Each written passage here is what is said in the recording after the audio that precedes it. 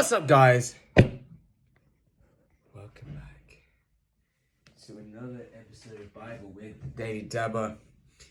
Last time, Bible chapter Z, we're doing chapter 29 of Samuel. Achish descends David back to Ziklag. Today we're looking at chapter 30 of Samuel. David destroys the Amalekites. David and his men reached Ziklag on the third day.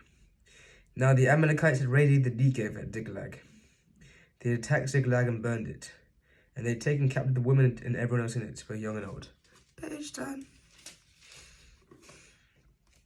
They killed none of them, but carried them off as they went on their way.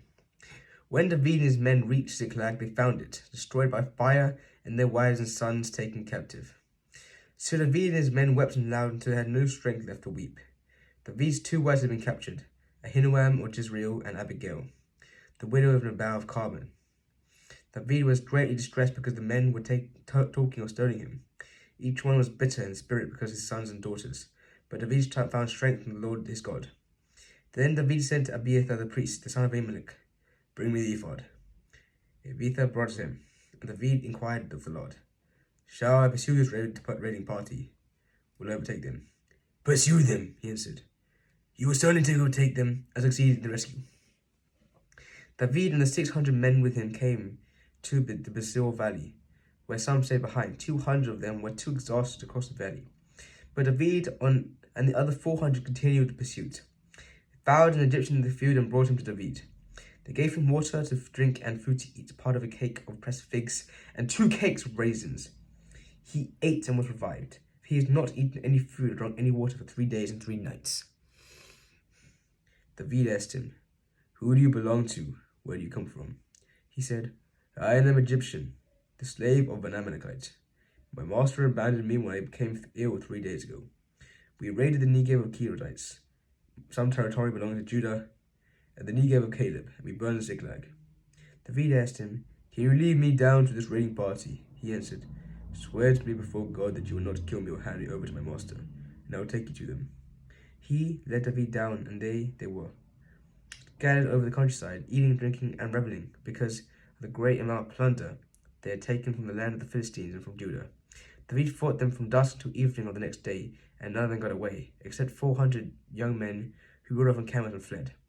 David recovered everything the Amalekites had taken, including his 2 wives. Nothing was missing, young or old, boy or girl, plunder or anything else they had taken.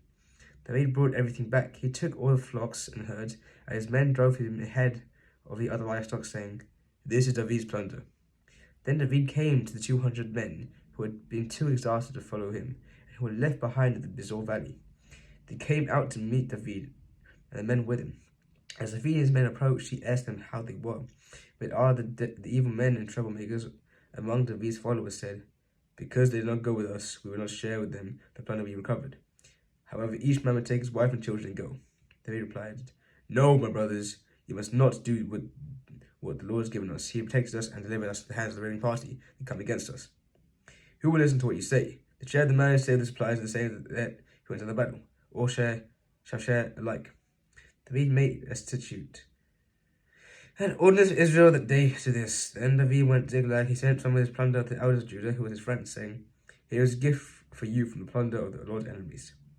David sent to those who were in Bethel, Ramoth, Negev, and Jatir, to those in Ira, Siphmoth, Eshtemoa, and Rakel, to those in the towns of the Jeremites and the Kenites, to those in Hormah, Boashan, and Athak, in Hebron, and to those in all the other places where he has made it roams.